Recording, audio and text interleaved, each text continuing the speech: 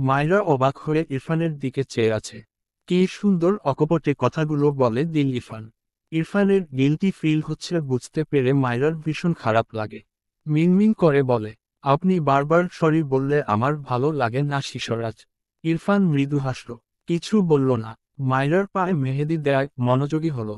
মায়রার পায়ের সাইড দিকে অল্প একটু অংশ জুড়ে মেহেদি দিয়ে দেয়।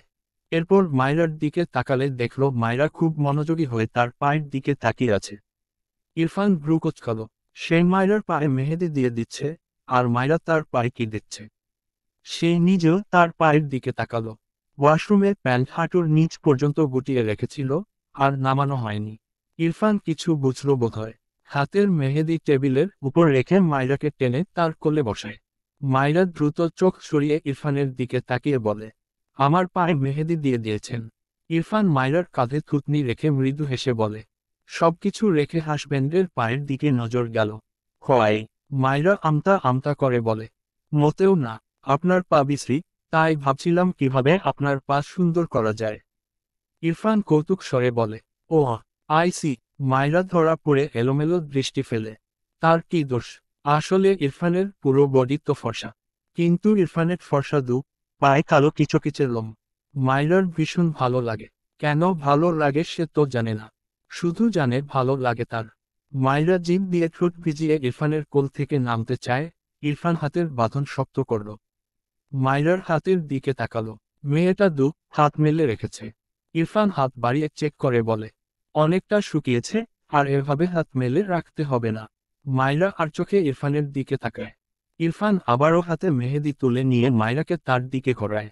বা হাতে মায়রার গলা থেকে ওড়না সরিয়ে রাখে। মায়রা চোখ বড় বড় করে বলে, আয় আমার ওড়না খুলে নিচ্ছেন কেন? ইরফান মায়রার দিকে চেয়ে বলে, আরও অনেক কিছু খুলব। মায়রা দ্রুত ইরফানের কোল থেকে নামতে গেলে ইরফান বাহাতে মায়রাকে শক্ত করে ধরে বিরক্তি কণ্ঠে বলে, স্টুপিড, বাদরের মতো লাফালাফি করলে থাক। পপ দিয়ে সব দাঁত ফেলবো তোমার। মায়রা মুখ ফোলায়। মিনমিন করে বলে, আমার ওড়নাটা দিন। ইরফান হাতের মেহেদি মায়রার গলার দিকে এগিয়ে নেয়। মায়রা মোচামুচি করে বলে, কি করছেন আপনি? আমাকে পুরো বডিতে মেহেদি দিয়ে দিবেন নাকি? ইরফান বিরক্ত চোখে তাকায় মায়রার দিকে। এভাবে নড়াচড়া করলে দেয়া যায়? মায়রা ইনোসেন্ট ফেস বানিয়ে বলে, আমি আর কোথাও দিব না। ইরফান হাতে মায়রার মাথা বুকে চেপে রাখে। মৃদুস্বরে বলে, 2 মিনিট শান্ত থাকো, ইম্পর্ট্যান্ট কাজ করব। মায়রা চুপ থাকলো। ইরফানের উপর বিরক্ত হলো। মানে কোন মানুষ গলায় মেহেদি দেয়? ইরফান ঘাড় বাঁকিয়ে মায়রার গলার নিচ বরাবর কিছু আঁকল। 2 মিনিটও সময় নেয়নি। এরপর হাতের মেহেদি রেখে দেয়। মায়রাকে কোলে নিয়ে আয়নার সামনে নিয়ে দাঁড় করায়। এরপর পিছন থেকে মায়রাকে হাতের বন্ধনীর মাঝে আবদ্ধ করে মায়রার মাথায় থুতনি রাখে। মায়রা মোচামুচি করে বলে, ও ভোলক, আমার ওড়না দিন। ইরফান মায়রার কথা পাত্তা দিন না।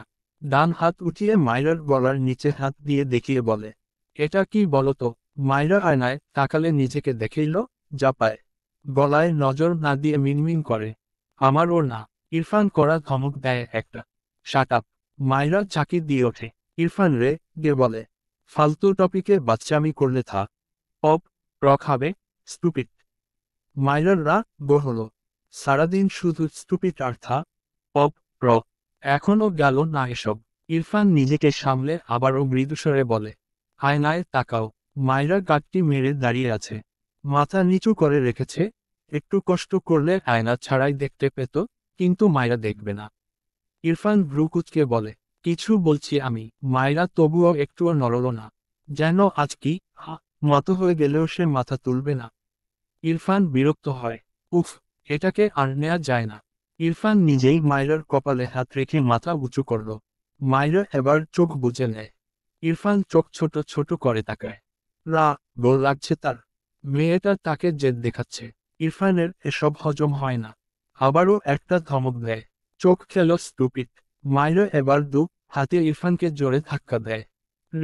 গে বলে, আপনি আসলেই খুব খারাপ। ভালো করে কথাই বলতে পারেন না।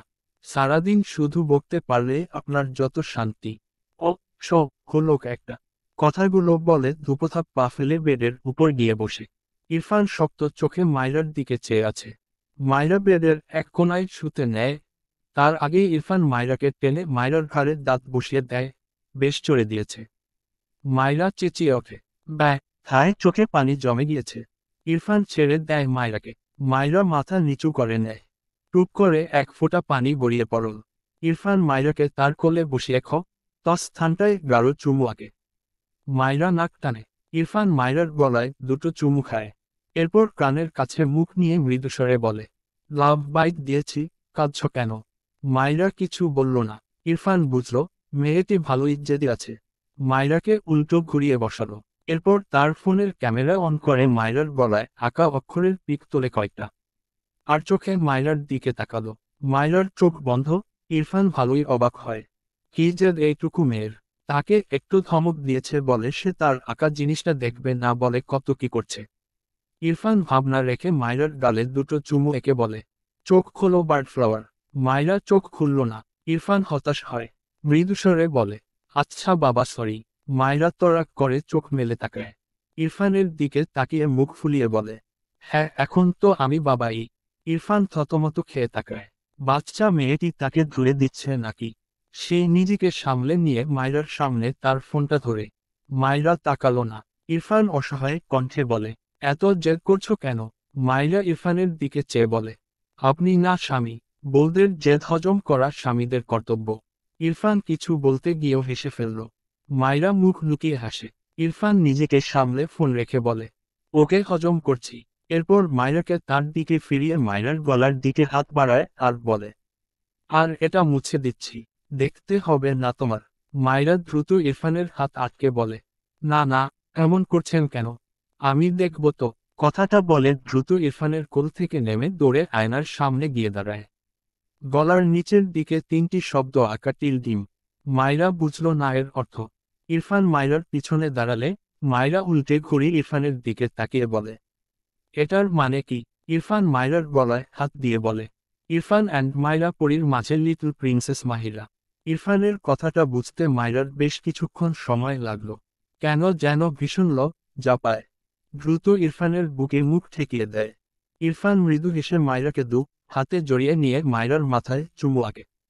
মায়রা হঠাৎই বলে, মোটেও না। ইরফান অ্যান্ড মায়রার মাঝে লিটল প্রিন্স মাহির। ইরফান মৃদুস্বরে বলে, বার্ড ফ্লাওয়ার নিজেই তো লিটল গার্ল। মায়রা হাত দুটো ইরফানের পিঠের সাথে ঠেকিয়ে রাখল। হাতের মেহেদি শুকিয়ে গিয়েছে। অতপর মাথাটা একটু উঠিয়ে থুতনি ইরফানের বুকে ঠেকিয়ে ইরফানের দিকে চেয়ে বলে, আপনি জানেন আমাদের গ্রামে 14 বছরে কতজন বাচ্চার মা হয়ে যায়? আমি তো তাদের চেয়ে আরো 2 বছরের বড়।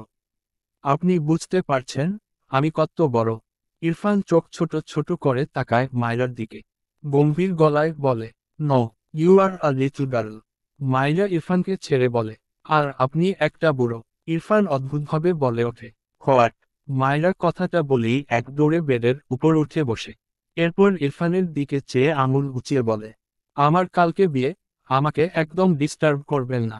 কথাটা বলেই উল্টো ঘুরে শুয়ে মুখ চেপে হাসতে লাগলো। ইরফানের মুখটা দেখার মতো হয়েছে। ইস, হাসি চেপে রাখা কি কষ্ট। ওদিকে ইরফান হতভম্ব হয়ে তাকিয়ে রইল। মায়রা এমনভাবে কথাটা বলল যেন ইরফান বখাটে ছেলে হয়ে মায়রাকে ডিস্টার্ব করে, আর তাই মায়রা তাকে বিয়ের কথা জানিয়ে দিল। আবার তাকে বুড়ো বলছে।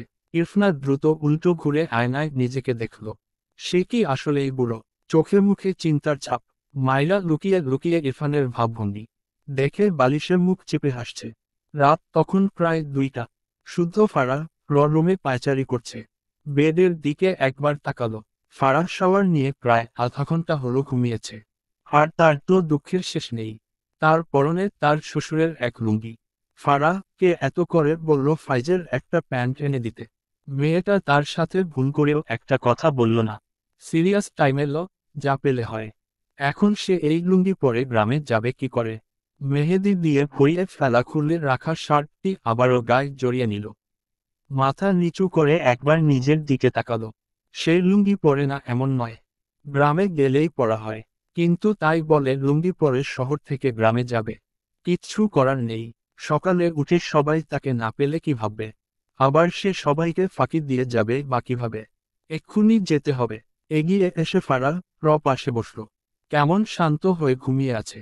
শুদ্ধ ভেবে পায় না এমন ধানিলঙ্কা মেয়ের এত যা কোথা থেকে আসে। মুখের বম্মে রেও একটা কথা বলাতে পারেনি।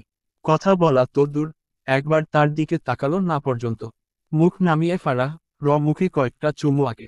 কানের পিঠে একটা চুমু এঁকে মৃদুস্বরে বলে, ভালোবাসি পাখি। কথাটা বলে রুম থেকে বেরিয়ে যায়। বেকনিতে গিয়ে অসহায় চোখে চেয়ে আছে।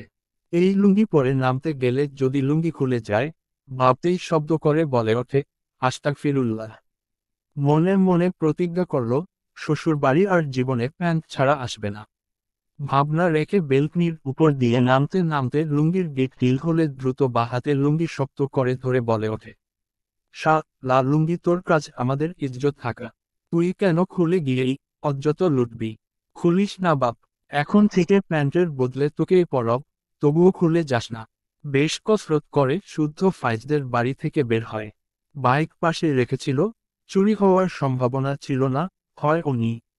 শুদ্ধ দ্রুত বাইকে উঠে পড়ে। শ্বশুরের লুঙ্গি পরে শ্বশুর বাড়ি থেকে তার বাড়ি যাচ্ছে। কি অদ্ভুত অনুভূতি। যাই হোক, এই লুঙ্গি বাড়ি গিয়ে আগে জ্বালিয়ে দিবে, নয়তো শ্বশুরের লুঙ্গি তার কাছে। এটা কেউ দেখে নিলে কত বড় কেলেঙ্কারি হবে, ভাবা যায়। সে তো এরপর থেকে শ্বশুর বাড়ি আসলে প্যান্টের দোকান সাথে আনবে। ভাবতে ভাবতে বাইক স্টার্ট দিয়ে এক টান দেয়। তিনতলা বিশিষ্ট সফেদ নেওয়াজ বাড়ির রংবেরঙে সাজিয়ে তোলা তুলেছে। পুরো বাড়ির চারপাশে ঝলমলে রঙিন লাইটিং। বেলকনি, জানালা সহ জায়গায় জায়গায় বিভিন্ন ফুল, যেরকম গোলাপ, গাঁদা, রজনীগন্ধা দ্বারা সজ্জিত। এত সব ফুলের গন্ধে চারপাশ মাতোয়ারা। দুপুর প্রায় 2টা। ইরফান তার রুমের ডিভানের উপর বসে আছে। হাত আড়াআড়িভাবে বুকে গুজে রাখা। সে ঘুম থেকে ওঠার পর থেকে মায়রাকে দেখেনি। মায়রার অস্তিত্ব যেন নেই। রাগে তার মাথা ফেটে যাচ্ছে। ইচ্ছে করছে এই পুরো বাড়ি জ্বালিয়ে দিতে। ঘাড় এদিক ওদিক নাড়িয়ে রাগে পায়ের কাছে টি টেবিলে একটা লাথি বসায়। টি টেবিলটি ছিটকে কয়েক হাত দূরে সরে যায়। তখন ইতারেক নেওয়াজ ইরফানের রুমে আসে। ইরফানের কাজে অবাক হয়, কি হয়েছে এই ছেলের? রেডি ও তো হয়নি। এগিয়ে এসে জিজ্ঞেস করে, ইরফান কি হয়েছে তোমার? আর রেডি হওনি কেন? ইরফান বসা থেকে উঠে দাঁড়ালো। গে বলে, এই ল তু বিয়ে আমি করব না। আমার বউকে কোথায় লুকিয়ে রেখেছ? ওকে এক্ষুনি এনে দাও। তারেক নেওয়াজ হতভম্ব চোখে তাকালেন ইরফানের দিকে। অবাক হয়ে বলেন, মানে? ইরফান রেগে বলে, আবার মানে করছো? শোনো, বউকে আদর করব। সেই রাতে একটু টাচ করেছিলাম। ওকে এনে দাও যাও। এই ল তু বিয়ে ক্যান্সেল। ইরফান রেগে বলে, আবার মানে করছো? শোনো, বউকে আদর করব। সেই রাতে একটু টাচ করেছিলাম। ওকে এনে দাও যাও। এই ল তু বিয়ে ক্যান্সেল। তারেক নেওয়াজ কুকু করে কেসে উঠল। ভদ্রলোক কথা বলার মতো ভাষা খুঁজে পায় না। এটা তার ছেলে, কিভাবে সম্ভব?